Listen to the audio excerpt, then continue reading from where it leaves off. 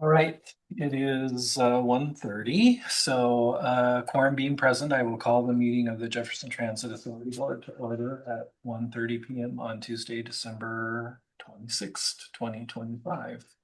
We'll do, thank you, 16. Like myself.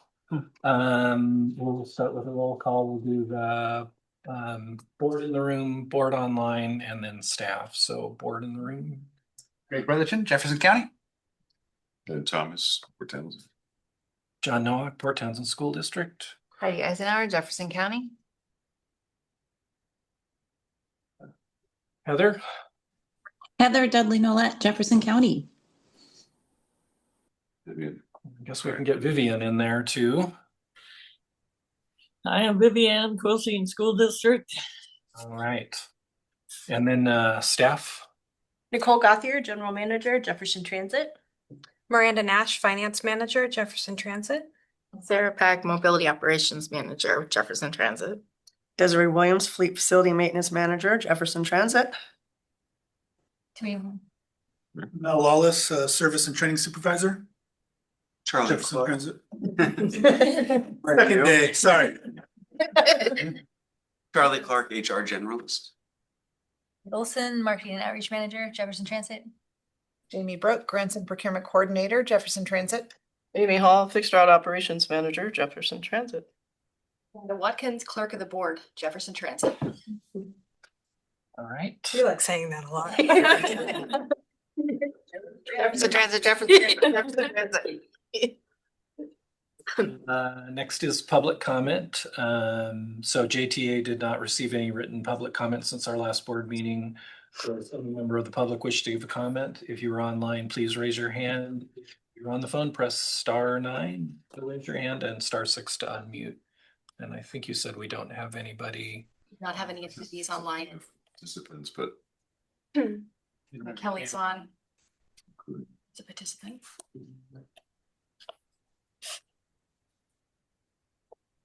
All right, no public comment. So new agenda items. Anybody have an agenda item that they'd like to add to today's existing agenda?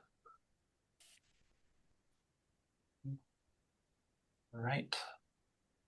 Miranda, you are the star. Okay, let's do it. Finance reports. Okay, so for November 2025, we'll start with our sales tax revenue. So our budget tracking figure for November is 91.7%. And looking at our sales tax revenue for September of 2025, remitted in November of 2025, we had 894,000. That is 10% up from the prior year of 812,000.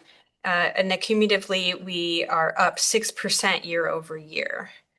And then as we move into our expenses for the month, well, real quick, I'm going to talk about our non-operating revenues as a whole.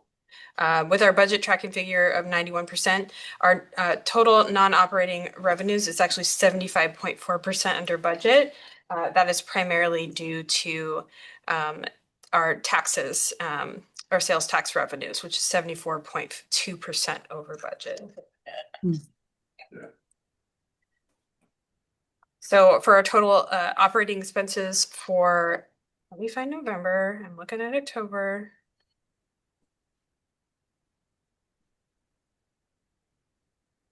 Here we go. Sorry, I have long financial reports. Normally I cluster them together.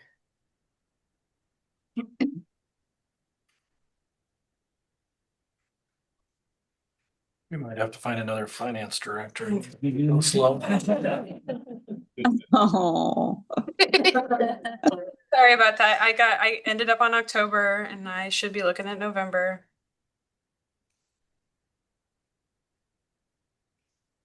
I'm going to restate my sales tax revenue because I think I was looking at. Okay, so for August 2025, remitted in November. So we were looking at 834,000. Yeah. That's 4% up. And for August of 2024, we received 803,000. So cumulatively, we're 5% up. And then let me pull somehow. Okay. I'm sorry. Something's off on my report that I'm looking at because I can see that I have October and November, but I think my November one was mislabeled as October.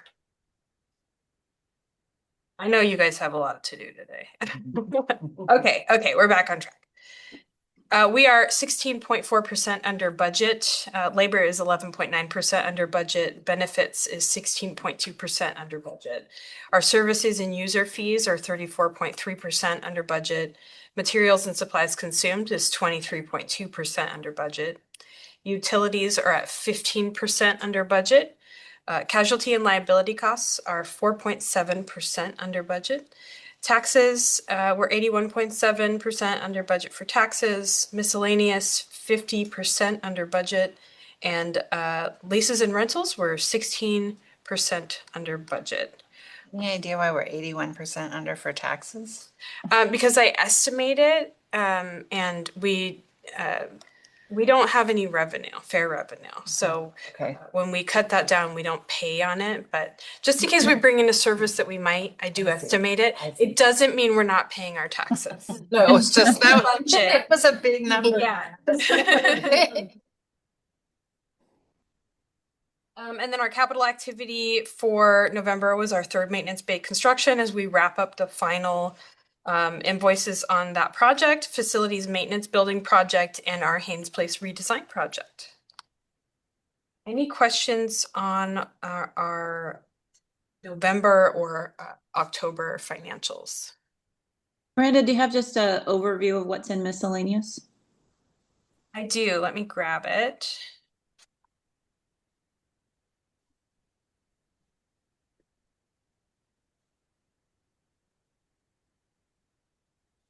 So for November, it was primarily travel that ends up in miscellaneous. And then we had dues and subscriptions that we prepay. These are typically things like our SMITA and WISTA memberships.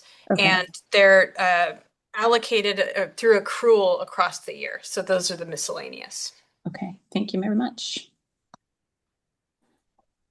Miranda, as you get ready to depart, is there anything on our financial horizon that's making you feel anxious or that you're concerned about? I mean, the picture seems pretty red, but is there anything that you're concerned about as you leave? No, as we are going to talk about budget here in a little bit, I think that we have some great things that we're planning for 26. The finance committee had talked about some software that we're presenting in our capital that will make the budgeting process smoother and more transparent to the board and to the public, depending on how we choose to publish some of the data. But internally, I think it's going to make capital project tracking much more cleaner and the way we present budgets cleaner. And we're all very excited about that. I mean, I'm excited for these guys. I'm probably going to chime in and help them a little bit. But I think that we have some big things for service that we're looking at. And it's just a very exciting time to be at Jefferson Transit. Any questions for Miranda before we move on? Miranda, I'm trying to think of whether we've addressed this before, but I forgive me if you've told me the answer to this before.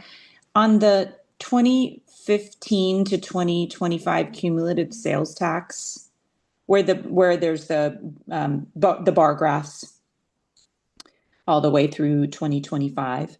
There's the 1 month, it looks like it might be September, that's always glowing. What is that? Do you know do you know what I'm saying? The glowing one, that's the month that I'm reporting. So that you can see what the newest month that we're comparing throughout the years is. So for example, the one that has the purple glow, that's August, remitted in October. So we're looking at the sales tax generated in August and those figures and how it's risen up through the years. Okay, so the one I'm looking at is glowing on September, and it's the last January, February, March, April. Yes, and so that's September sales tax. That's when it was generated and it's remitted in November. Okay. So I like to Hmm. highlight the month that I'm talking about in that report so that you can see very visually how it's tracked through those years. Okay. And then you're just comparing that to that same month in previous Yes. years. Okay, great. Thank you. Yeah, I was confused because this looked like September, but I thought you had said August before, so I must just be looking at a different. Yeah, because I Month got confused on comparison. what report I was reporting on. Got it. Thank you. What's the best way to get water around here? Sink right there. There's a couple bottles over on the counter. Try to throw it. Coffee. It's, oh, great. I think it looks okay. His buddy's open. My fingerprints are on it now. Uh-oh. All right, any other questions for Miranda? Next is consent agenda. Anything anyone wants to pull out and discuss? If not, I would call for a motion to approve the consent agenda. I'm happy to move that we approve the December 16th, 2025 consent agenda. I'll second that. Been moved and seconded to approve the consent agenda. All those in favor, please raise your hand and say aye to vote. Aye. Both. Opposed? All right, motion carries. That was a lot of good activity. Yeah. It was a very rich consent agenda. And then under new business, the first item is resolution 2533, approval of 2026 capital and operating budget. And Miranda, it's Okay, so I do know what budget I am talking about at this point. So for 2026, Jefferson Transit's operating budget totals 10.06 million. This is a 21.45% increase over the 2025 adopted budget.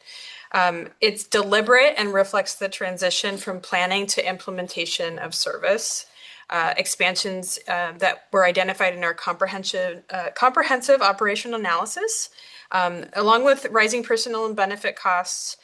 The budget does remain balanced with operating expenses fully supported by non-operating revenues. So for a revenue summary in the 2026 budget, non-operating revenues increased 10.67. This is 11.2 million to 12.39 million annually.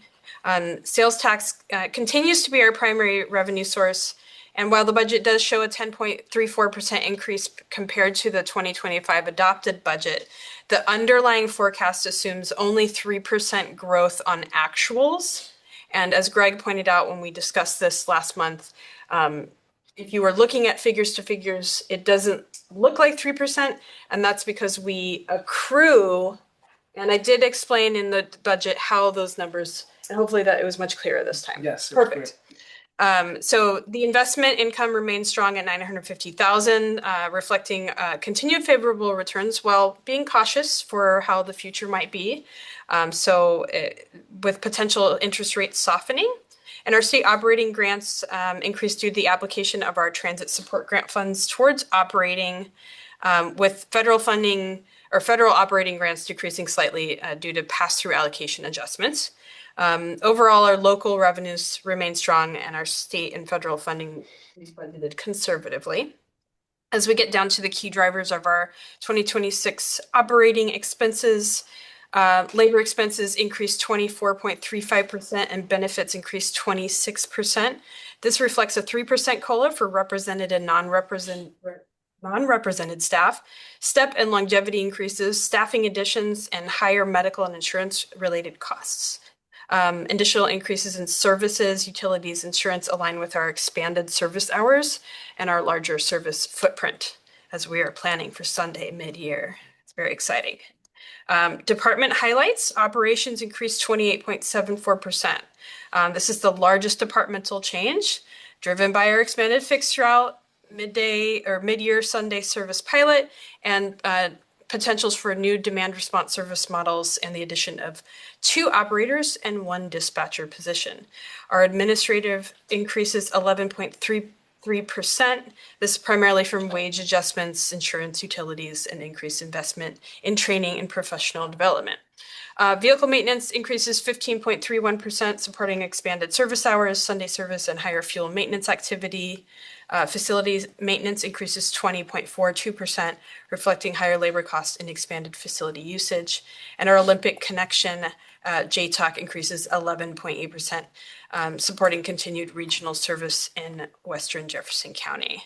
And then as we move to our capital budget summary, the 2026 capital program costs $7.49 million, with $2.38 million funded by grants and $5.11 million funded by JTA reserves. Even these investments, our capital reserves remain strong as we continue some of these bigger projects in the future. We're going to be making sure that we have funding to either match federal grants or even maybe fund some of these. So we are ending 2026 at $17.48 million. Our major capital priorities include the facility safety and infrastructure upgrades. This includes fire suppression and transit center improvements, continued fleet replacement and electrification, including electric buses and paratransit vehicles. Our technology investments, such as CAD AVL, demand response software, and communication upgrades, and strategic initiatives, including agency rebranding, fleet electrification planning, and regional transit connectivity projects. Hey, Gateway. So in summary, the 2026 budget reflects a balanced and forward-looking financial plan, and we are asking the board to approve our 2026 operating and capital budget. Thank you. Questions for Miranda? We don't approve this, will you stick around till I? If we don't approve this, you and I are going to have a really different Nice one. It was a great product before you, and I appreciate the updated narrative around the revenue. We always like to be more transparent, and budget talk can get a little bit boring sometimes, so sometimes you got to make it a little clear. So I appreciate your feedback, Greg. Well, I'm happy to make a motion if you're ready, Chair. I have a quick question, and I'm not looking for exact figures, but of that 20% increase in operation budget, what percentage of that do you think is related to the Sunday service? I could pull you exact figures. I think we looked at what Saturday is going to cost and we mimicked that. So we're budgeting for, say we mirror Saturday perfectly. That's what we use to kind of plan out our budget. I would say, I will get you. It's okay. I don't want to put you on the spot. Get you the figure, Yeah. but that's how we kind of so we pulled our cost model year to date, used those figures to estimate what service for Saturday costs. Mm-hmm. And then we basically looked at what mirroring Saturday would be. Now staffing levels are part of this, right? We need drivers, and we need to be able to have people off, because contractually we have some obligations on regular day offs being consecutive as much as possible. So we do have some scheduling that we have to work around, but I think looking at Sunday, if we were to maximize like what we want Saturday to be Sunday, right? I think it ended up being around 250 to 300,000 just for the service cost there. Mm-hmm. But then you have all the overhead that goes in with it too. So, and that's if we really just mirrored Saturday. I don't know. Don't expect Saturday to be mirrored. They got to figure it out. But that's what I used to budget for it. And including, we talked about increasing operators, number of operators. We're also increasing dispatch and maintenance. So yeah, it'll be felt throughout. We'll need an on-call manager on Sundays, and well, now it'll be an actual manager.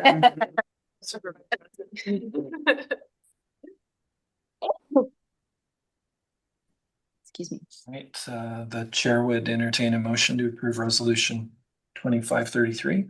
I will move that we approve resolution 2533, the approval of the 26 capital and operating budget as presented today. I'll second. All right, any more discussion? All those in favor, please raise your hand to say aye and say aye. Aye. Right. Opposed? All right, resolution carries. Here comes Sunday. Fantastic. Yep. Yay, that's great. Next on the agenda is resolution 2534, demand response paratransit software service contract. Sarah, you're I'll take that presenting. one. So this resolution would authorize the Jefferson Transit Authority to enter into a contract with Spare Labs for demand responsive paratransit software, not to exceed $100,000. You were part of our decision making along with some of the JTA staff and our consultants. Our RFP was issued on October 10th and then it closed on November 7th. And 5 proposals were received for software. 4 were qualified for the evaluation. So after written evaluations and vendor demonstrations, Spare Labs was ranked the first among all the respondents. We really liked Spare Labs because it demonstrated clear alignment with our operational needs during the evaluation and demonstrations. They have a robust demand responsive scheduling and dispatch functionality. We're looking to kind of improve some processes, make it a little easier and faster to get things done in that office, and less phone calls for them to have to make. So it's supposed to be a little more automated, which I'm very excited about. There's Can you tell me exactly what the software does? I read all about it. It still wasn't clear what exactly it does. Sure. We have right now we have our Dial-A-Ride program. It's the ADA paratransit. So this software helps the dispatchers to schedule, put together the manifests, and also the drivers, they have tablets. So all that information goes out to the drivers and tells them basically where to go and who to be picking up for the day. It's their schedule for the day. Down the road, we're looking to have possibly a regular on demand. So in certain areas to have places where we can go pick up people that aren't generally going to be using the fixed route in lieu of fixed route. So this software will help with that too when we tentatively start that program. So this is all the software that's going to help with this. And Does that answer? Did you have more questions? Yeah, a little bit. So the software replaces calling in. Is there going to be like an automated phone answering thing or what?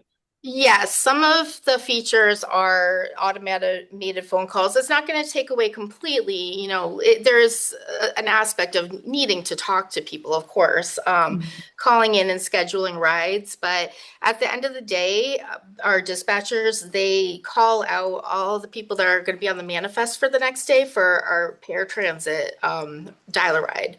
Basically telling them the pickup windows when they can expect the vehicle within a half an hour to arrive.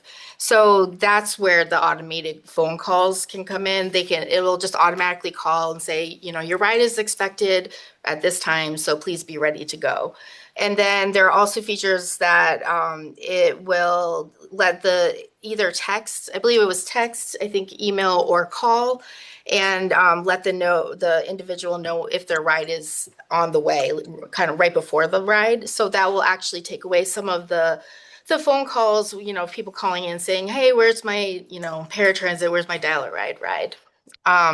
And we know that's going to be a feature that regular riders on the fixed route buses want to, so that will be CADVL down the road.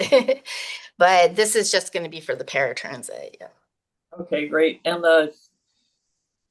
will it have a feature like where's my bus? I mean, will the person riding be able to look at something and say, oh, it's 10 minutes out or whatever?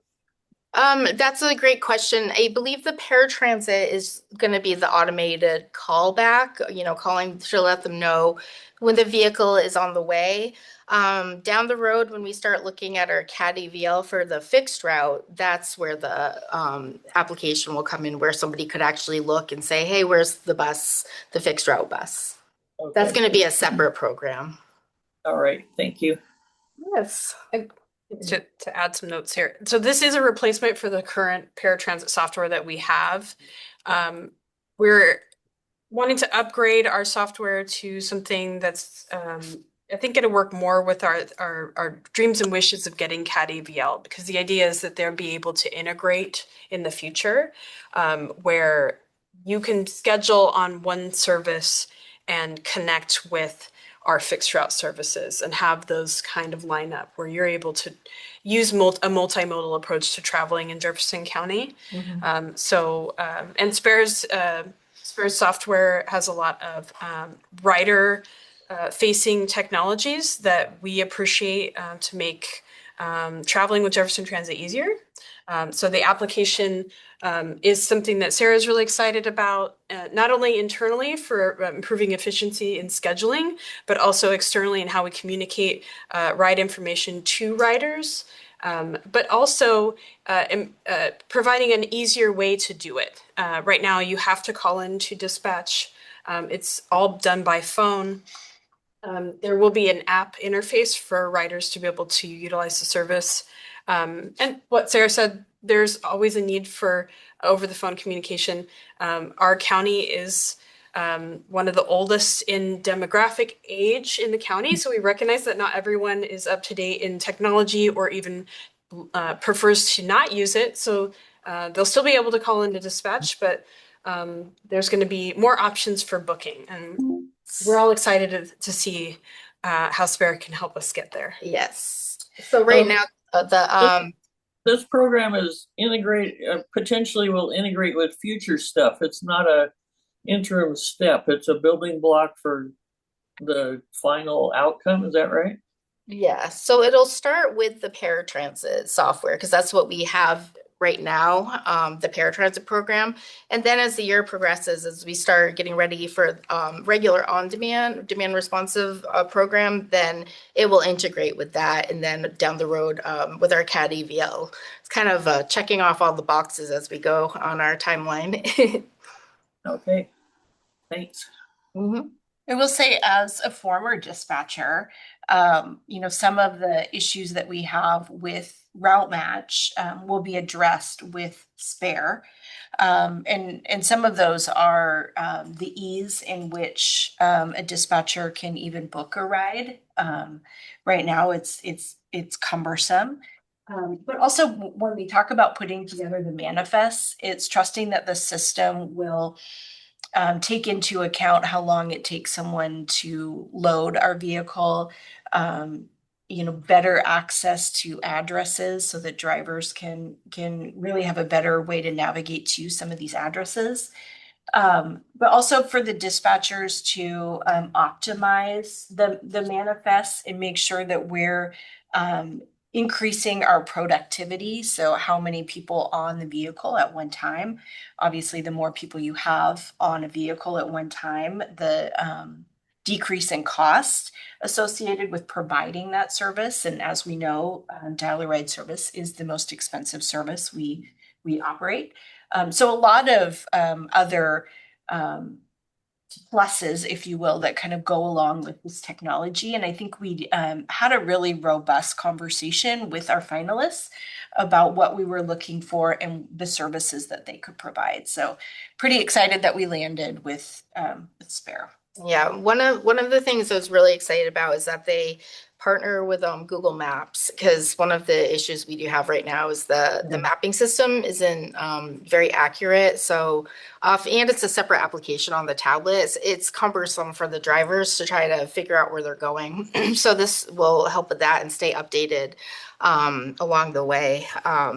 And, as they touched upon, it's going to be a fluid manifest too. So the dispatchers can optimize it. And then, so if somebody's on a ride and then they cancel, and it can automatically go to, move a ride to a different vehicle in real time. That way it's always going to be keeping up to the best route for that driver and for the program as a whole, essentially. So with that, we ask that the board approves to enter the general manager to sign to enter into a contract with Spare Labs. I so move. Second? Any other discussion? Sounds like we're gonna get more efficient. Yes, yes, all around. Watch the demos for the products and on time rides increase typically with this software, which was really great. And also looked at both the driver application and the user, the person requesting the ride, the applications that they see, and those looked really robust and strong to me. So I think it's both going to help our riders as well as our drivers. So I'm excited about the improvements. And on the back end too, on the admin side, just getting the paper applications in, and there will still be paper applications because just to do the nature of the program, we'll need them. But we'll be able to just scan everything in, and we can also have options for online if they so choose, and everything will just kind of enter into that database instead of individually having to type everything back in separately. So I hope it'll improve efficiency all around. Exciting. Yeah, I'm so excited about it. All right, it's been moved and seconded to approve resolution 2534 to approve demand response paratransit software. All those in favor? Say aye. Aye. Aye. Opposed? All right, motion carries. Next is resolution 2535 finance software procurement contract. And Miranda, you're back on the spot. Okay, so we are looking at signing a contract with ClearGov, and ClearGov is a software as a service provider that specializes in government budgeting. And we looked at some usages from the city of Sequim uses it. I think Mason County Fire Department uses it. And what's the other city? Is it Chelan. Chelan, city of Chelan. So there's a couple different modules. Primarily, we're looking at improving our internal budgeting process and how our managers budget, track their budget throughout the year. It will improve our ability to send out budget requests and get budget reminders to managers, have them have the historic data to make budgeting decisions, and improve the data validity. If you were to see how we budget, you would see how big the budget spreadsheet actually is, the formulas that go into that spreadsheet. And if you are not familiar with some of the formulas in there, if something breaks, it can be kind of a catastrophic event. So we're trying to move away from, as much as I love Excel, I do, it's my software, but we're trying to move away from flat file databases and get into more relational database programs where we can have a little bit more data validity when we are dealing with a complex budget. And we want to make sure that what we're budgeting for makes it into the end budget and that it's accurate. Another part of this tool is the transparency tool, and at Jefferson Transit, we like to be as transparent as possible. So there is some public facing modules that we can publish our year-to-date financials and make it very interactive for people to go on and see where our financials are at. At regularly scheduled intervals, we can have those financials updated to the system.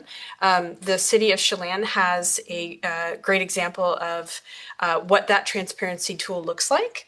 And the other great thing about this budget software is it will help create a interactive, in-depth budget book. So this time next year, the budget will look significantly different, but it'll be much more interactive and you can pick it apart. Everything that we put into the budget, you will be able to drill down into and get more details without touching my giant spreadsheet and potentially scaring me because something might break. So as I am leaving, I am prepping the staff with the final gift of organization and improvement in the budget process. So we're very excited to be testing and moving forward with some budgeting software. And it is a modular, there's no contract. If this doesn't work out for us, we can explore other options in the future. If there are certain modules that we find that are not useful to us, we can adjust what we will use and what we won't use. And another great thing about this software is its capital project tracking. It will change the way that we track our capital projects, and we can even publish progress reports on those projects based on our financials and tasks that are completed. And we're very excited about it. If you want a sneak peek, run over to the City of Sequim, check out their 2026 budget book. And the City of Chelan does have their the use of the project tracking tool as well. So you can see how they present their projects. And we're very excited to be upgrading and getting Jefferson Transit into the 21st century and using tools that will allow us to communicate better with the PUF. So we are asking to enter into a contract with ClearGov for the 2026 year for our capital budget. I have a question about the adjustments. Like, there was the chart in there about what everything costs. Mhm. When we enter into this, are they guaranteeing the prices for the future, or will those change, or what? No, if we sign the contract, if the board approves the contract signing by Nicole today, we are locking in the rate that we're getting right now before the adjustments come in. And then the adjustments, $25K a year. Yes. and the adjustments will be accordingly. Like, if you don't need this $5,000 piece of it, it just comes off. Yes, it's the way they structure their service is a la carte. So if you are using a module and you're like, this isn't for us, or we're not getting use out of it, we can come back to them and say, let's take this off. Okay, and then if you want to add one, it would be whatever the price is at the time you want to add it. Yes, Right, thanks. it's very buildable. So Okay, Just to confirm, it looks like, are they saying the rate is locked in through the end of 2029 and then it could change after that? do you have that in front of you? Yes. Yes. Okay. And then it's the 18,566 prorated to set it up plus the 25,000 subscription fee, or is it one 8,400 for the first year? 18,000 because it's only 9-month first year. So they Right. So what I'm asking is, does that prorated 18,566, does that cover the first year of subscription service fee, or it's that 24,755 is on top of the setup of 18? the subscription fee. That was Yes. 8,400, I think. It's because the first year of 26 is only going to be 9 months, Yep. so that's prorated. There's a setup fee above that of 8,400. So the first year is 18,566.25 total. It doesn't have an additional subscription fee on top of that, correct? It has an additional setup fee, but that is the 9-month subscription fee starting on April 1st. Okay. Yeah, just from this, I wasn't quite sure if they were adding the subscription fee on top of the setup fee for the first year. So thank Look you. at the billing dates on the left there. Yeah. On the left, you mean the period dates? I might not be looking. Billing dates on the far left column. On I that think sheet. I think maybe you and I aren't looking at the same thing. So I'm looking. Page 123, the top of the page of the packet. This is the service order is what I'm looking. I don't have page number. Oh, I see. Yeah, 122, 123. 123 for me is just the. I see. Okay, yeah. 8,004. Got it. Okay. Thank you. Yes.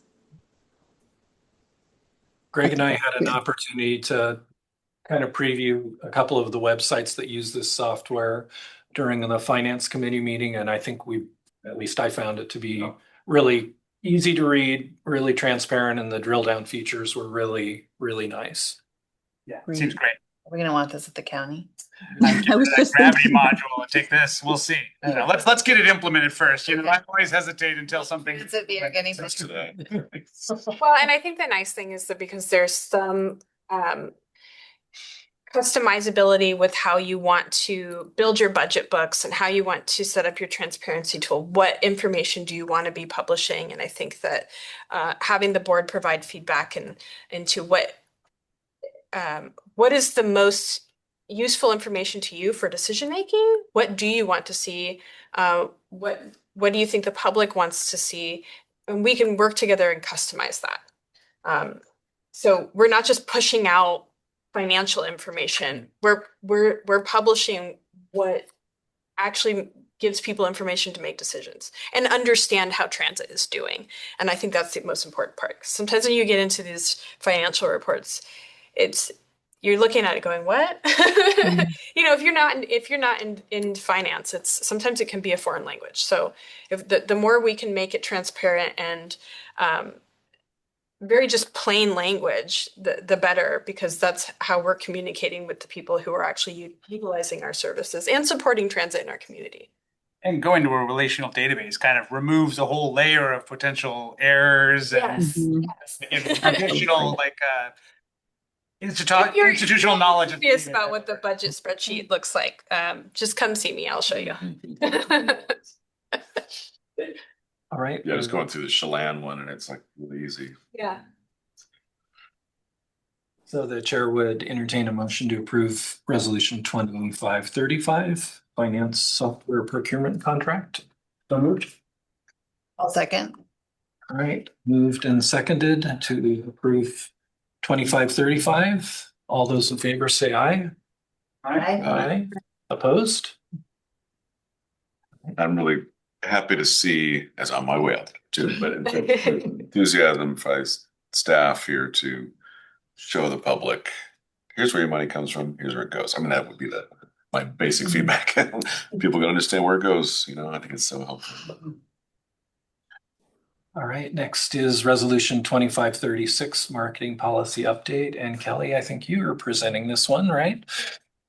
So first update since 1983. I noticed that. Oh my God, I'm Like the old Times Roman font.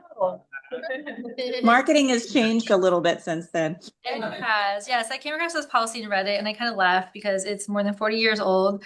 So I apologize for not having a red line version, but I pretty much revamped the entire marketing policy. So this 1983 policy, it no longer reflects the way we communicate with the public because it predates digital advertising, websites, social media, and ADA accessibility requirements. It's out of reach of the practices that we use today. So this updated policy modernizes our approach by providing clear guidance for print and digital communication and ensures that our marketing practices reflect current industry standards and gives us a framework that supports effective communication with our writers and community. And it's kind of a high level policy, not really like a work plan. And I ask that the board approves this updated policy and we will just review it every so often so that it doesn't get 40 years old again.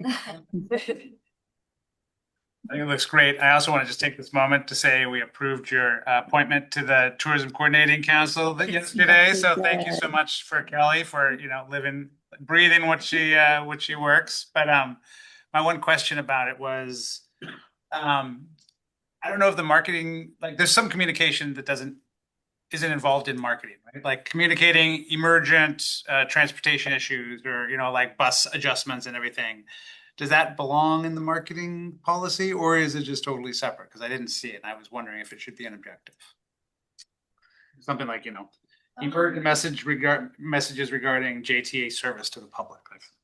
So, I mean, I think the marketing department would be part of any communication that's going out, even if there's like emergency in some way.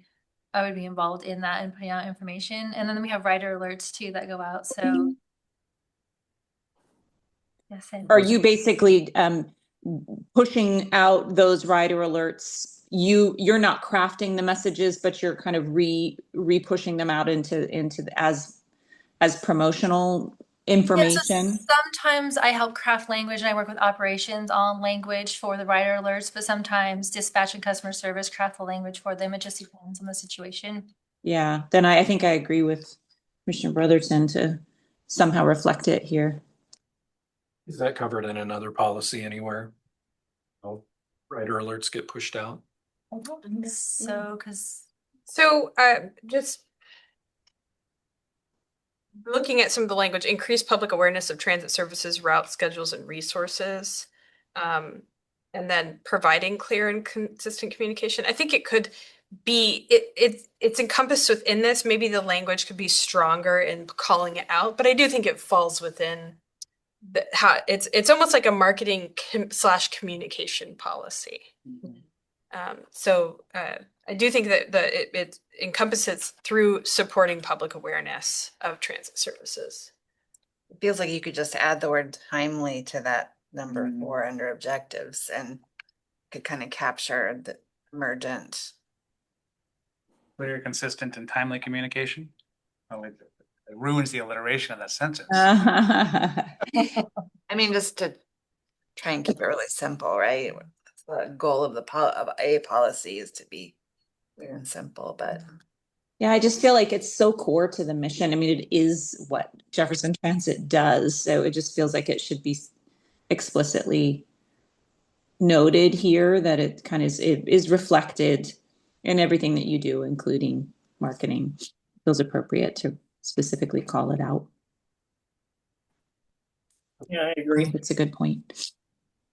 I think I'm hearing that it would be good to take one more pass at this before we approve it and put a little bit more about communication and particularly about rider alerts. I mean, I feel like we could just amend it with add an objective. I don't know, Greg, do you have a suggested number 6 or number 2 or something as an objective? I mean, I scribbled something down, but I'm not super, not as much alliteration. Maybe a number 6 could be emergent messaging and rider alerts regarding current, current conditions or something like that. Say it again. Emergent messaging regarding JTA service. It's all garbled. I don't know. Sorry. Yeah, you said emergent messaging and rider alerts. Rider alerts. Yeah. Or maybe say for timely service communications. Timely service communication. That's good. Yeah, that's great. Yeah, I think that would get it. That would. Are you just wanting to address emergent communication with this though? Don't we want to kind of be timely on all fronts? Well, I think that's covered by the existing. Yeah, language. number 1 covers that. It's just really like, hey, there was a rider alert. Basically, it's the rider alerts that I think is not represented here that would be stronger if it was. So the rest is clear enough for you. Yeah. Okay. And adding this to section 2, objective 2. Oh, I would 4. I would Objective 4. objective 4 or objective. an additional objective or number 6 or something. Mm-hmm. Yeah, under number 1. I can definitely do that. Kelly, can you read that one more time just so we're all agreeing about what number 6 says? 6. Emergent messaging and rider alerts for timely service communication. Everyone okay with that? Yeah, that sounds good. Yeah. So the chair would entertain a motion to approve the policy as amended. So moved. I'll second the language as go ahead. You want to? Well, I'm just saying, I'm just reading it that all the rest of these have an action in front of them. Mm-hmm. So this number 6 isn't really modeled like the other 5. Provide timely communications for emergent situations and rider alerts. It's just missing the action. Yep. Friendly amendment. Sorry. No, it's good. We're when you're On the fly. editing on the fly, it's always good to take a moment and make sure that you're Get the action word in consistent. there. All the rest of them had them. Communications for Emergent situations and rider alerts.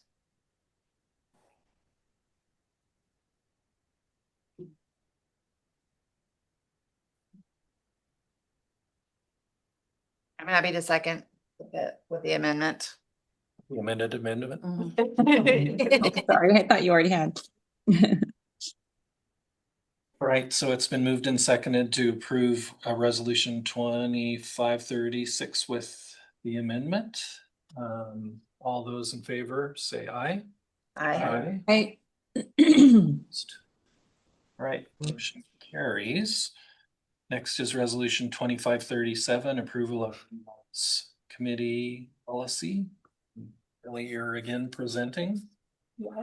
So Charlie and I have actually worked on this policy together, and we have this draft wellness policy and a resolution to establish a wellness committee at Jefferson Transit. Our goal is to promote workplace wellness in a more organized and consistent way. The wellness committee would help coordinate activities, provide resources, and support initiatives that promote physical, mental, and emotional health across the agency. Establishing this committee will help us build a stronger, more engaged, and healthier workplace culture. So we're recommending the approval of the wellness policy and resolution to formally create a committee so we can begin implementing wellness initiatives in 2026. I have a question about that. How does this relate to the union contract? It's for all staff, so it doesn't relate to the union contract. Is there anything in the union contract that would impact this? No. Okay.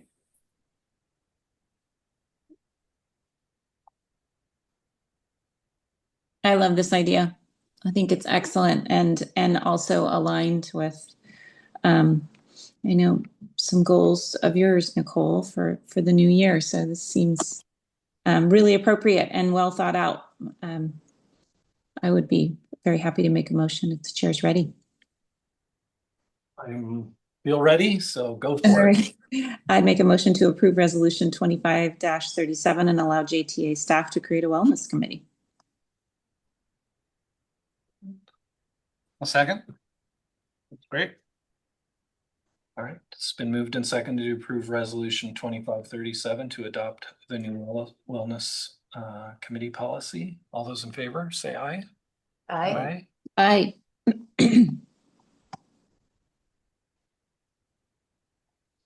Imagine with this, you're outside of Desiree's department, most roles are pretty sedentary. Drivers have to get out and help.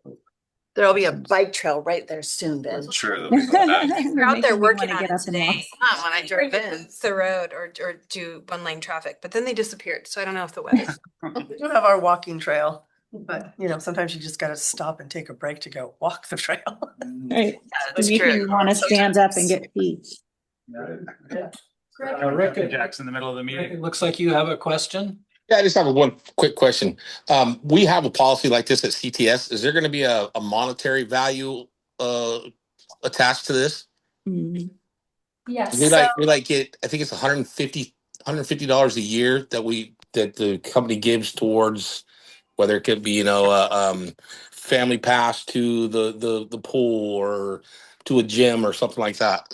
Rick, Jefferson Transit has a wellness benefit of $300 a year. That is different from what Kelly and Charlie have put together here. This is a wellness committee that would organize outreach and events for staff to basically encourage healthy practices. And Got so it. two different programs, but yes, we do have a wellness program. Got it. All right, cool. Thank you. Although there is in this policy budget and use of funds, there's a description there around the annual budget allocation and allowable uses of budget for this committee. So that's described well there too. Yes, and I asked for $650 for the year for the wellness committee. And yeah, the policy stated how we would use the money for wellness activities, some wellness prizes, and different incentives. Great question. All right, next on the agenda is the JTA rebrand presentation. And Kelly, I think that's you again. You did a lot of me today. I'm going to share my screen.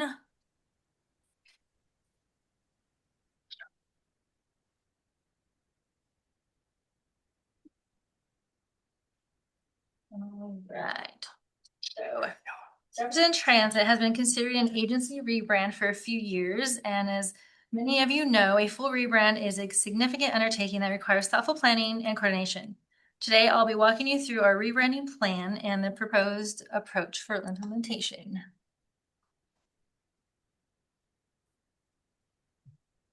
So just a little bit of background. I recently attended and completed the Transit's Next Leader Institute, TNLI. It's through WISTA. And this 6-session program focused on key leadership themes as well as core transit industry fundamentals. Each participant completed a capstone project, and mine was agency rebrand. Some of the most valuable components of the program included completing the full MBTI assessment and gaining insight into my leadership and management style, deepening my understanding of emotional intelligence and its impact on effective leadership, and participating in one-on-one coaching sessions with my peers. I'm now applying the skills and tools gained through this program as we plan and implement the rebrand. This is a high-level overview of the project. Our objective is to refresh and modernize JTA's brand. The background is that our current logo and visual identity feel outdated. Some of our goals for the project is to refresh visual identity, increase engagement and recognition, and ensure consistency. The scope includes visual identity updates on print and digital materials, vehicle graphics, signs, and uniforms. I'll get more in detail of the timeline on a later slide, but my plan is to have 3 phases and complete it in 3 years. Stakeholders of this project are our management team. We will be reaching out to the board and to TAG to get feedback later on in the process. And for staff, we won't do a formal presentation for staff, but we'll have flyers on the bulletin board with a memo to explain and present our project to them with ways for feedback and involvement, because it's very important that staff has engagement and buy-in on a project like this.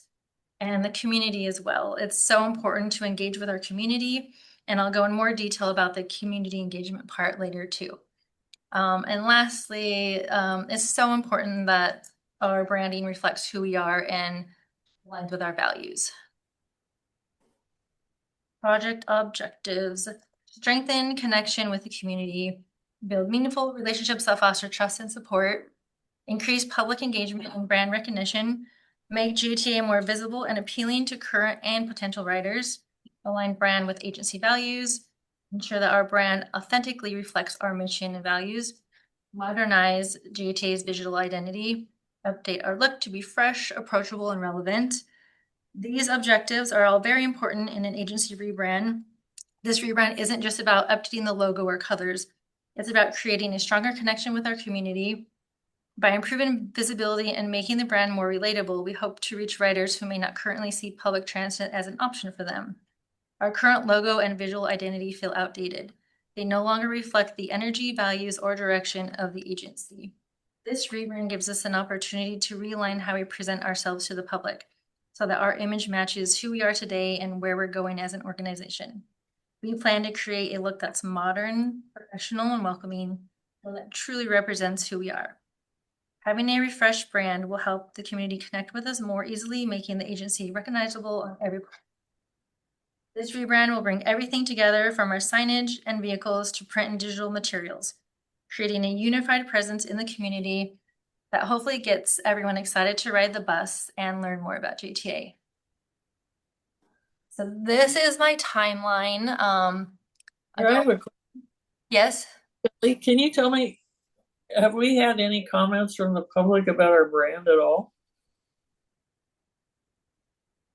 I am not sure if I've seen any comments from the public about our brand, but do you have any other questions along that? I can't say that it's any documented, but I have heard feedback that it feels like we don't even have that bus anymore. And to be fair, we've never had a bus like that, and it historically in the fleet. The 1967 bus that was bought was not something that was historic to Jefferson Transit. So and just design wise, I got to say that it's so clunky trying to utilize this and the color scheme is also clunky. And with ADA requirements that are coming up, it is not ADA compliant colors. I question the project at all. I just wondered if there was any community comment about it. I will say that we did get one comment from a city someone who's now sitting on city council about the style of bus that is used in our logo. It wasn't a positive comment, so yeah. Well, forward to having, more public awareness generated through this project.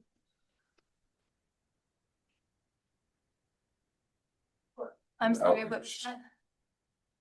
Outreach opportunity, make it a contest. So let me finish with my presentation and maybe that will answer more of your questions.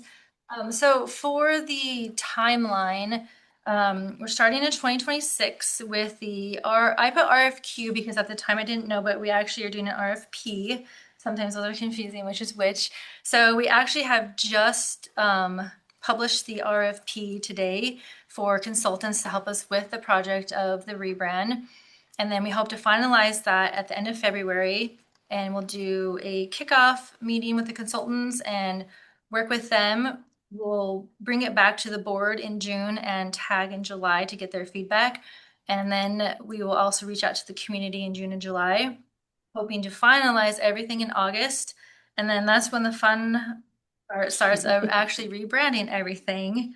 And sometimes people think rebranding is just a new logo, but it's the agency's identity. You have to rebrand uniforms, bus stop signs, other signs, vehicles.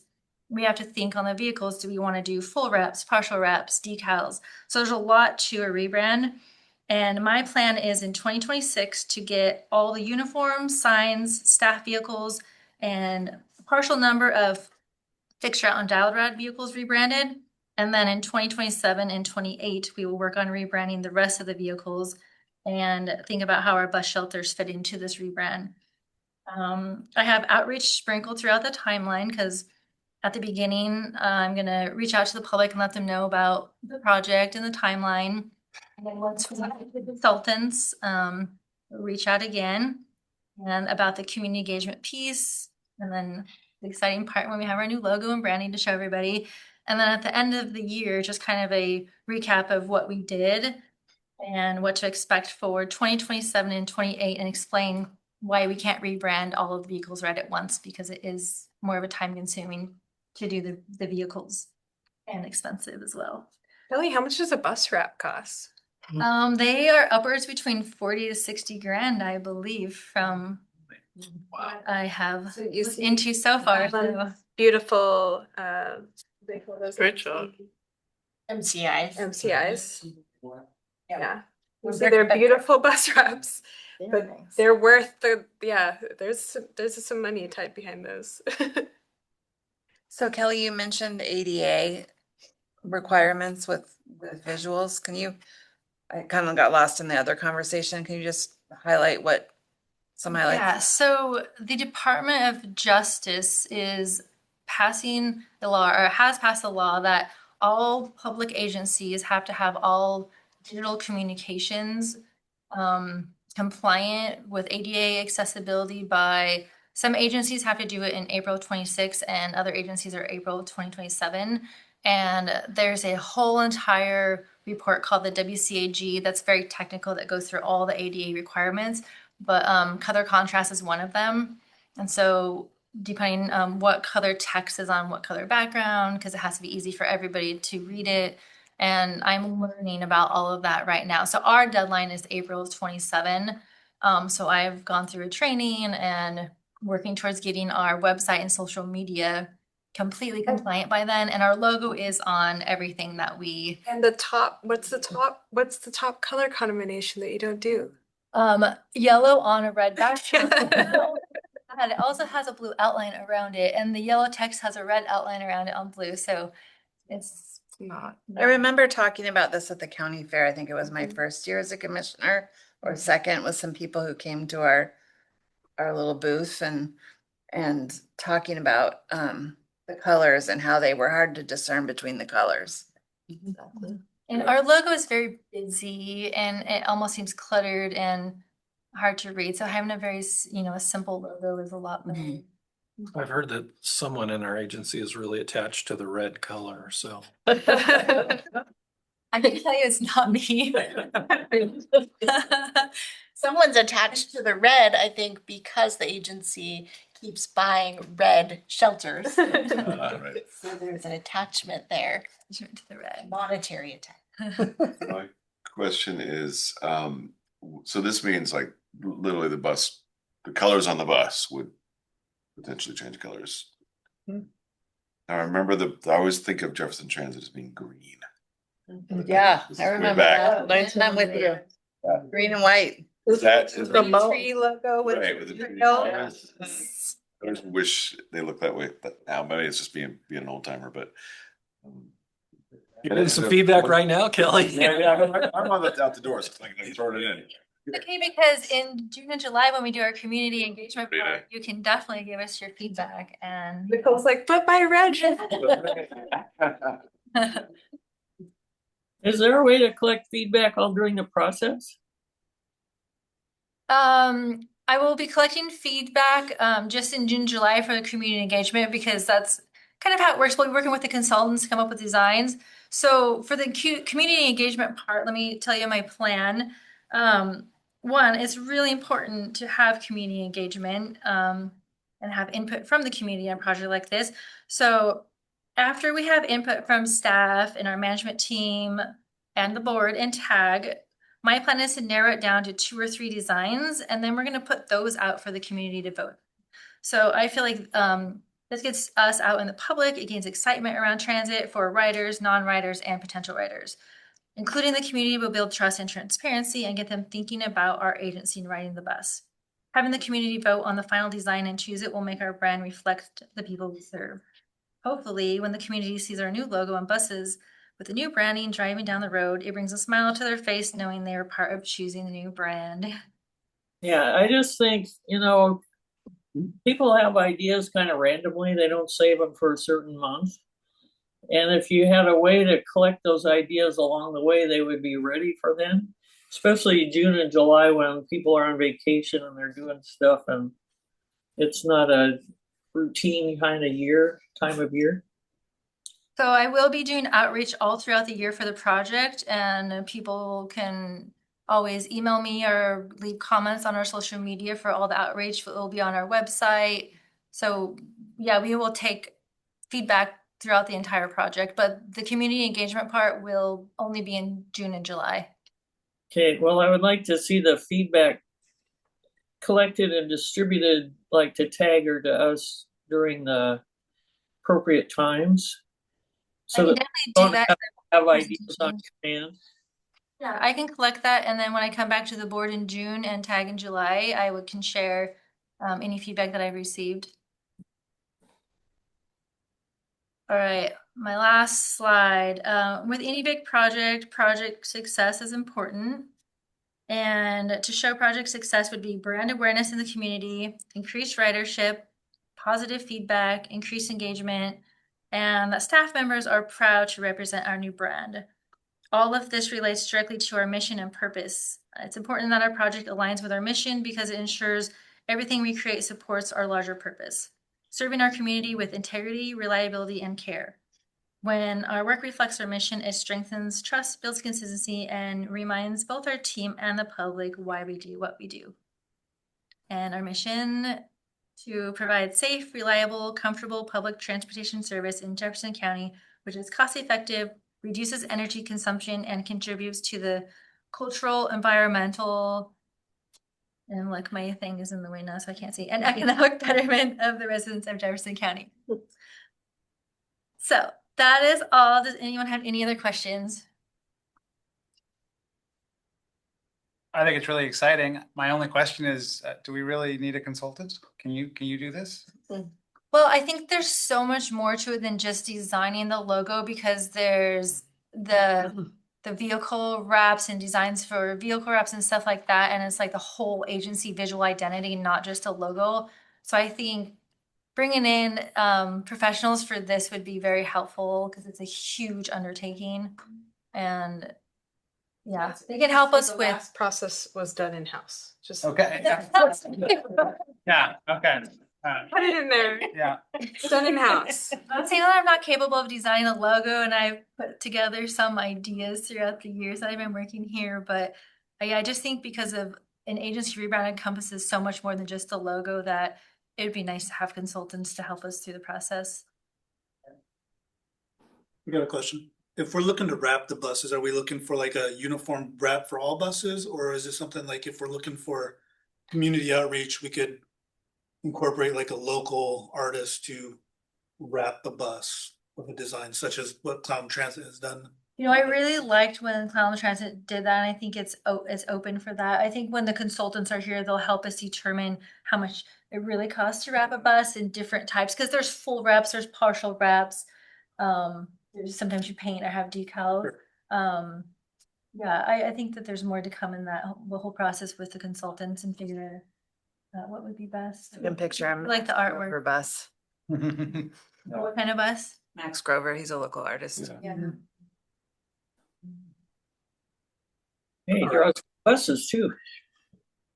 Yeah, he does. We're a little bit behind schedule, so I'm gonna move us along if that's okay. And- Cracking the whip, Yeah, I John. know. Getting feisty around here on Miranda's last meeting.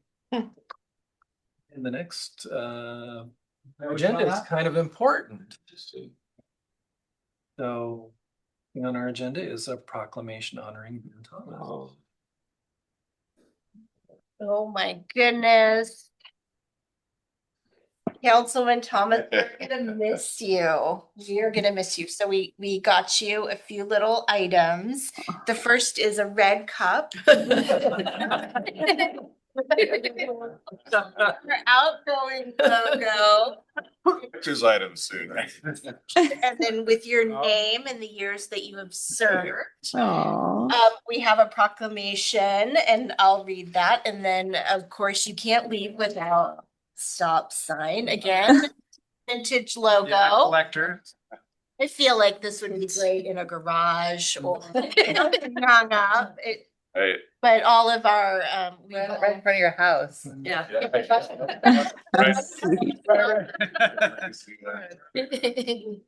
Look, we have matching. Right. Okay. So I have been thinking about you and I put together just some of the things that Jefferson Transit has accomplished as you being a board member. So let me put on my glasses here. So you approved and supported the development of the Kingston Express route. And that was first thing when you started. That was a labor of love between Nicole and I. Miranda and I Very excited about that. put our heads together and took 4 more ideas and you agreed amongst other board members to let us move forward with the Kingston Express. I will say that I got a text from Amy on Friday saying that 20 people got off a Kitsap Transit ferry and onto one of our buses. That's great. And they didn't all know each other. So, a great success on the Kingston Express route. You were part of the decision to finalize our long-range plan, setting us up for success. You ratified 2 collective bargaining agreements. You worked closely with JTA staff on the development of our COA, which I think that staff would agree that that project was really impactful for the agency and is really helping us move forward in the direction that we're going. You approved JTA's updated fare policy, which allowed us to go 0 fare for all services. And that's I think that's just really impactful for the entire community. And I like to think that Jefferson Transit helps set the stage for other agencies to do the same. So very excited about that. Approve the purchase of the agency's first electric vehicles. So we have admin vehicles, we have, of course, buses. We have our first Dial-A-Ride vehicle that is electric. So very exciting. You advocated for the authority to expand its board composition. So I think a really we have success. 2 additional board members. You helped work with us on the agency's first climate action plan.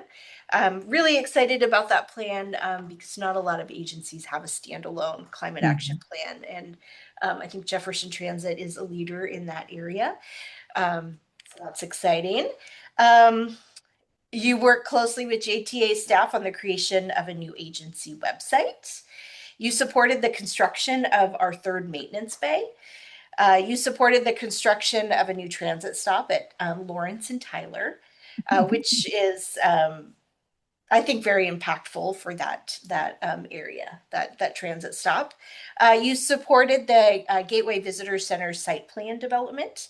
And hopefully you'll be reading about Jefferson Transit in the paper or attending our meeting as we're moving forward with that project.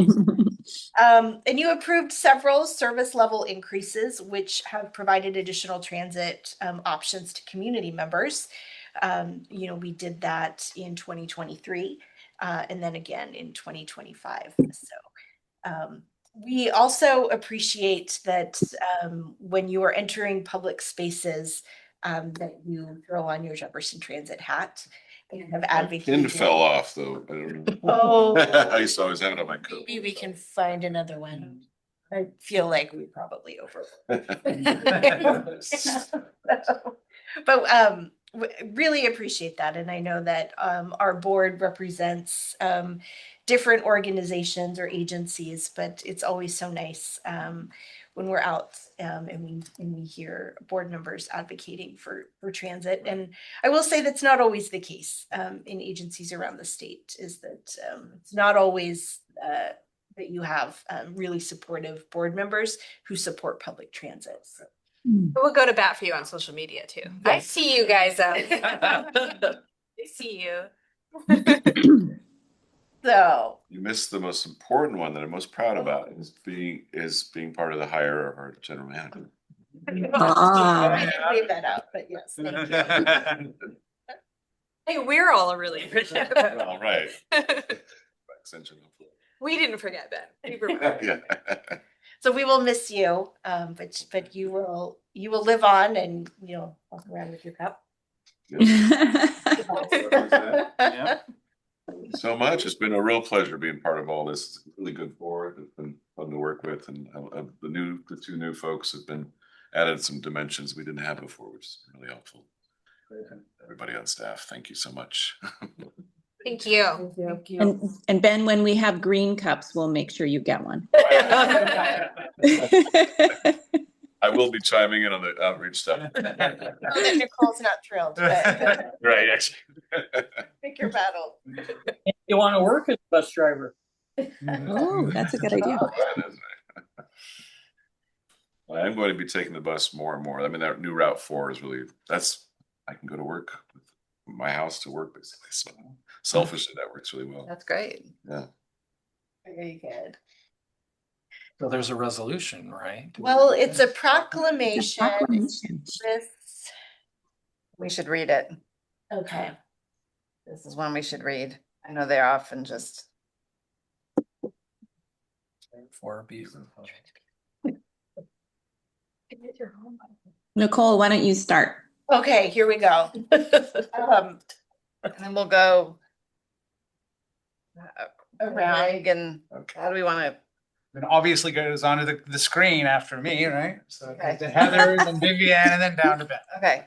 We'll see if we make it that far.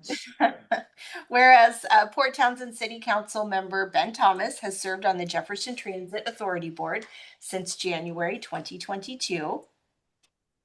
And whereas Ben Thomas provided outstanding leadership and participation on the authority board over the past 4 years, and Whereas Ben Thomas has been a vocal supporter of multimodal transportation in Jefferson County and encouraged Jefferson Transit staff to be innovative when planning for new service and vehicles. And Whereas Ben Thomas is leaving his position at Port Townsend City Council and the Jefferson Transit Authority Board to pursue other endeavors, and Whereas the authority wishes to express appreciation to Ben Thomas for his 4 years of outstanding service. Now therefore be it resolved that we, the members of the Jefferson Transit Authority Board, do hereby commend Port Townsend City Council member Ben Thomas for his dedication to Jefferson Transit Authority and the people of Jefferson County, and express our gratitude for his contributions in furthering the development of public transportation.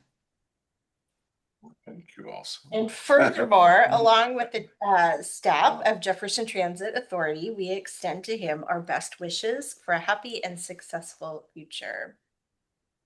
Thank you. Thank you. Congratulations. Better send off than I got last night from city council. Voted down every one of my amendments. Oh my goodness, I'll have to go back and listen to that. I missed that one. You Ben for Thank you, Ben. service. Thank you. Thank you. I didn't Really expect appreciate this. it. I was really hoping for a sign because I saw Kate got one last night. Yeah. Get a sign. That's great. All right, so next is staff reports. Staff reports, we're gonna keep them brief. So I'm not gonna read to you my entire staff report. I will focus on just some of our updates. Jefferson Transit's recruiting for the following positions: for finance manager, for an additional maintenance cleaner, a dispatcher, and several transit operators.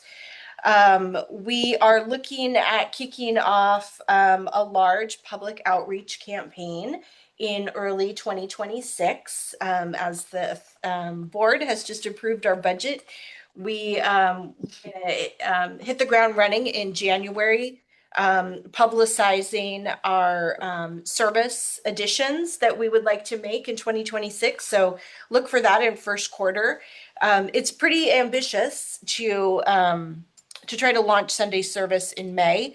The group feels up for the task, but that means no time like January 2nd to start scheduling our outreach events, getting our surveys up, and getting approval from the board as early as we can in order to kind of hit our May target of launching Sunday service, plus the additional services later in 2026. Want to say that I know that Kelly just talked about completing the Transit's Next Leader Institute class, and I think she kind of brushed over it a bit, but that's essentially a year-long class, a leadership program that she went through and graduated from. She joins Jamie as a graduate, Miranda as a graduate, and myself as a graduate. We'll say that often we'll talk about WISTA, the Washington State Transit Association, but the executive director of WISTA was a former teacher, and at one point he told the board that he was tired of transit agencies in the state of Washington importing talent when we have enough talent within the state. And so he's created an entire network of individuals who have taken this leadership class and really kind of expanded their knowledge of transit. So excited that Kelly is joining us there.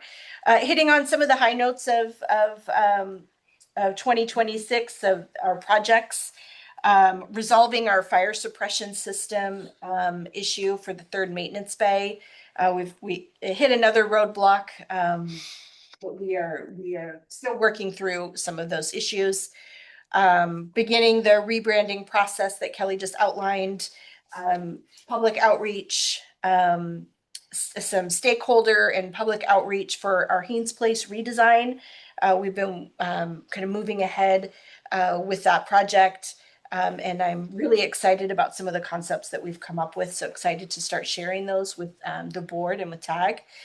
Purchase the Gateway Visitor Center and start the redesign process of that space.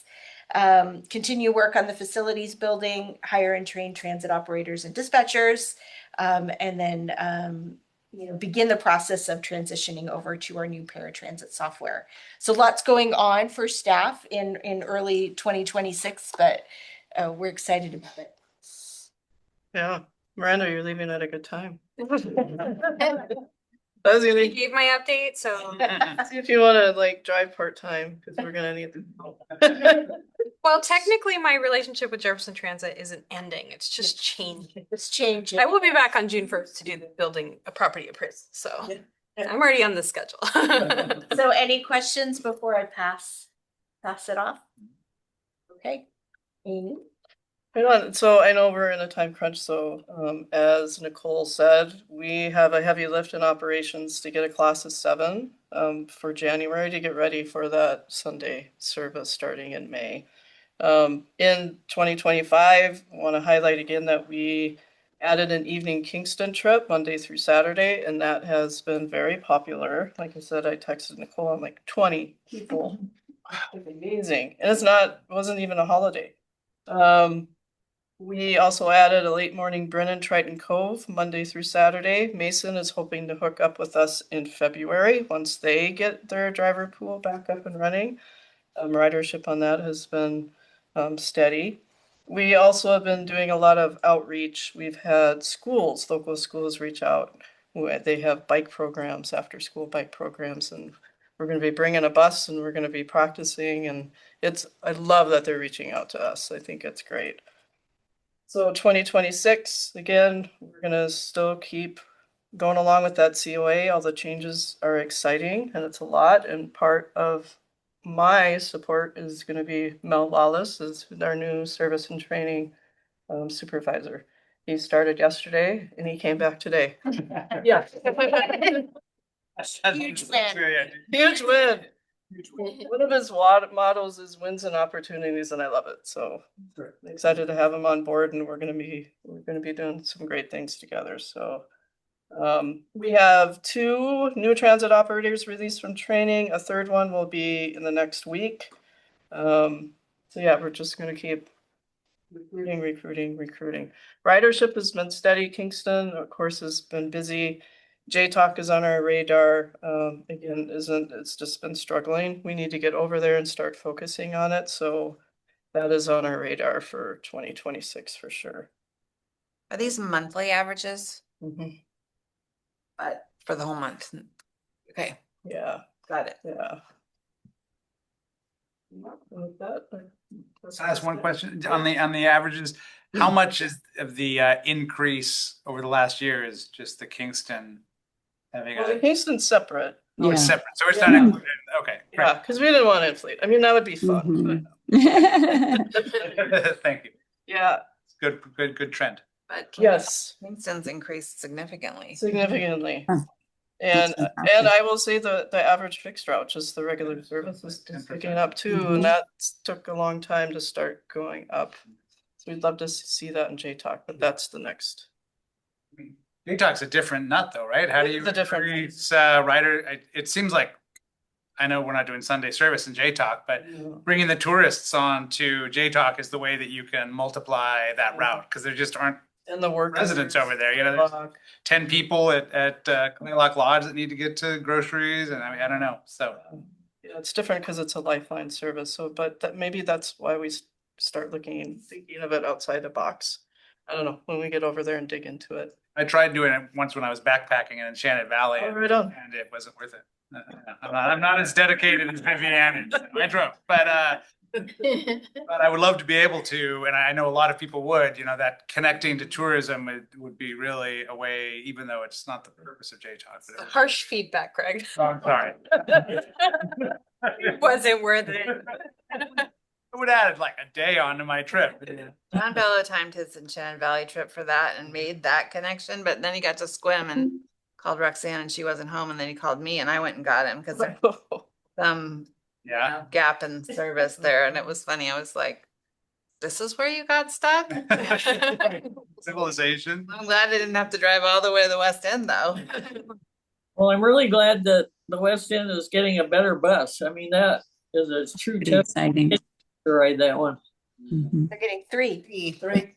And I did look, Jacksonville, Florida has started autonomous buses for their smaller little cutaways, like Dial-A-Ride and J-Talk kind of stuff. Wow. Aye. 5 years. Oh, the ones that keep All right, on the mobility side, in preparation for Sunday service, we're expanding dispatch as well, so we're hiring for another dispatcher. For outreach and collaboration for 2025, had a few opportunities to work with Dash this year in the city of Port Townsend with the active transportation plan, and Jeffco Farmers Market in Usawa for the accessibility workshop we did. And then a few opportunities with the schools as well. Transit technology is a big theme these next few years. So we completed the demand response software project, and thank you for approving the resolution. Looking forward to implementing it next year. And we're also going to begin procurement for the CaddyVL system. We've started it just a touch, but we're really going to dive headfirst into that now. We completed the service goals for the operational analysis for service changes this year, and we're going to move forward next year with the 2026 goals. And then for this year, one of the other bigger things we did was a bus stop and shelter audit and updated the GTFS feed, which was a project with all of us actually. Operations. So we just made sure everything was aligned before we go more so into the service changes, stop names, locations, everything. If you're looking at it on the maps on Google, it'll look the same as it will in real time. Or at the actual physical stop, I should say. So 2026, moving forward and looking forward to it. Any questions? Did you want to talk about the ridership? Heather, you have a question? Yeah, Sarah, I just had a question about the dispatcher, just, as we keep an eye out for people, what kind of experience are you looking for there? Yeah, that's a great question. Dispatch is sort of that little hub, right? They're the communication for the staff here, for the bus drivers. So somebody with really great communication, customer service skills, people calling in, whether to say we're wonderful or if they have a need or, for our paratransit as well. So someone that's willing to learn, has some skills in Excel, not as much as some of us, but is still computer literate, being able to, catch on to our softwares and really teachable is the big thing. And just a general want to learn about transit. Okay, great. Yeah, just keep my mind going about who might apply. Ability to do many things at once. And cool. Jefferson Transit has a very generous benefits package. So I like to push that out in the community. That it's tough to beat. Same with the finance position, just putting it out there. It's a great group to work with. Yeah. Undoubtedly. Okay, we'll pass it over to Desiree. A couple recaps of 2025 for fleet facilities. We're talking about the new cutaways for the JTOC service. We went out and looked at some different size vehicles, different manufacturer. This is a very strong built cutaway. Ones that are shorter than the ones that are existing out there. These are going to be a 24-foot versus the 28-foot, the 33-foot that we have out there right now. And much more easy to drive for the drivers, a lot nicer ride for the passengers. And so we're really excited about getting those vehicles in and trying those out and see how they do for out there in JTOC. We have 3 of those older ones that are ready to be retired and replaced. Another thing we did in 25 is we did expand our security camera system to installing 5 cameras down at the Haynes Place Park and Ride. Some of the key areas that we thought we needed to kind of watch and see around our building there, a little bit out in the bus yard to the parking lot and, where the bathrooms are and stuff. I'm sure WISTIP will be happy that we've expanded that when they come, check us out and give us our grades. And for our 26 look ahead, I'm just excited about working on the ongoing electrification here at 63 Four Corners. We really need to look at installing and expanding our plug-in charger capabilities to support our fleet that's growing right now. Right now we have 1 plug-in charger we're trying to share between 3 coaches, which gets a little bit difficult. Inductive charging is not working the way I think it was thought that it should work at the beginning. They're more of a short-term en route type charging instead of a long-term overnight but we can take advantage of it here and there, but we definitely need more of the charging to get charged for our vehicles and get them out there. We're having good luck with a couple of the newer electrics with the bigger battery packs and the preheaters and everything. It's exciting to see that much more range over the first one. So that's going to be fun to get them more out en route during the day instead of just one time during the day. And then also looking towards procuring some solar light transit stops to see where they may work out in our public to make it just more lighted areas for our passengers, you know, maybe less missed stops. They're nice poles, you know, they can hit it, they'll light up, they've got a light around the top and then they have a down lamp. Oh, you meant the passengers can hit it. Okay. The passengers can hit a button. Yeah, the passengers can. I was like, whoa, Desiree. Hit a button because they have been asking for some better lighting. But you know, just like anything, there's some research on where those stops, because they are solar, where they will work the best. We don't want to put them in an area where there's a lot of shading from trees because then that won't work. So there's still some more research to do on that, but we'd like to start doing that moving forward, get a little bit more light out there for the passengers and the drivers so they can see the people waiting. It's very difficult to see a lot of our stops. Especially when they're wearing all black. Mm-hmm. Yeah. And that's all I have. Any questions?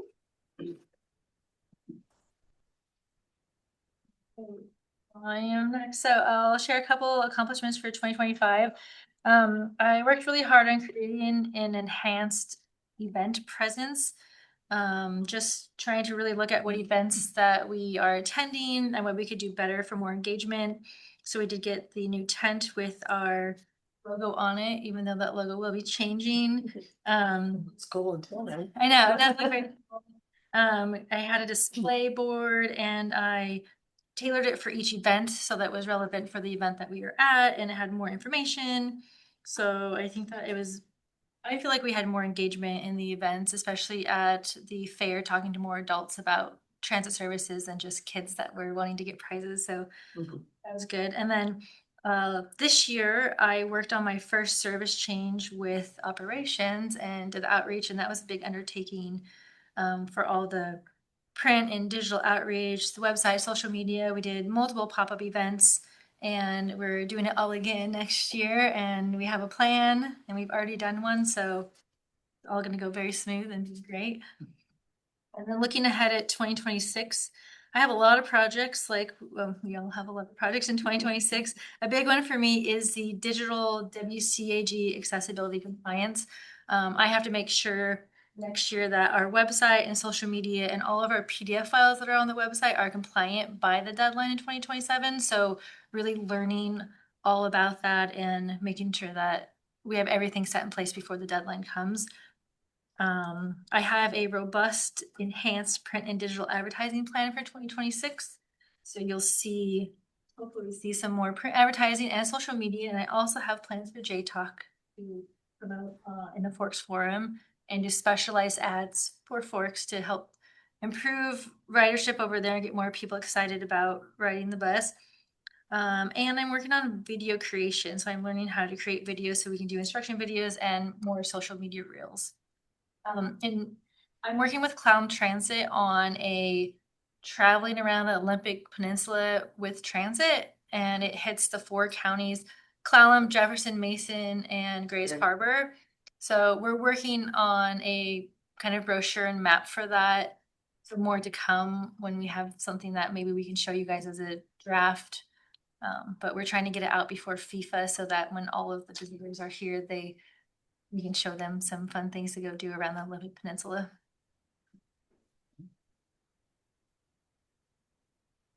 That's it for reports, right?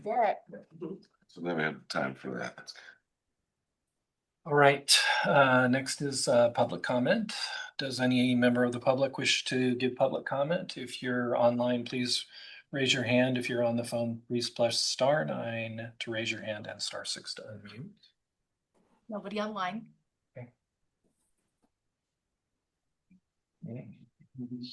Here, I'll do a public comment. Yeah.